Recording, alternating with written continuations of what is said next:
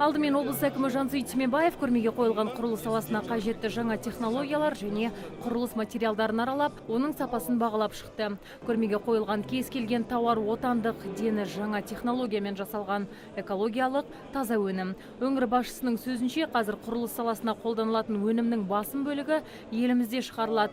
Айта кетсек, бүгінде оңтүстікте құрылыс материалдарын өндіретін 90-ға жуық кәсіпорын жұмыс істейді. Көрменің мақсаты құрылыс саласында жұмыс істейтін жергілікті кәсіпорындармен іскерлік байланысты нығайту.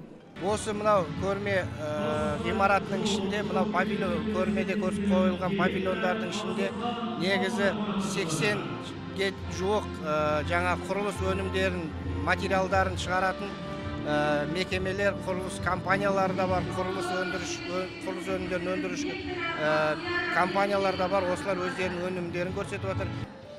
Және Қазақстан Республикасы инвестициялар және даму министрлігінің Құрметті құрылысшы төс белгісі биыл осы салаға еңбегі сіңген өңіріміздің 3 азаматына бұйырды. Сондай-ақ мердігер мекеме басшылары мен озық тауар өндіруші қарапайым қызметкерлерге дейін еңбектері елеусіз қалмады. Бірінші рет емес, бұдан да бұрын алып жүрміз. Бірақ осы еңбегімізді елеп, облыс басшыларының біздің кәсіби мерекемізбен құттықтап жатқанына біз риза болып жатырмыз. Біз негізінен әлеуметтік сала мектеп құрылысымен айналысамыз. Жақында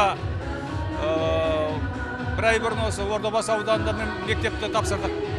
Енді Сарыағаш ауданында тағы бір мектептің құрылысын бастап жатырмыз. Елдегі жалпы ішкі өнімнің 7% құрылыс саласына тиесілі. Индустриалды инновациялық даму бағдарламасының алғашқы 5 жылдығында бұл салаға $1,5 миллиард астам инвестиция тартылған.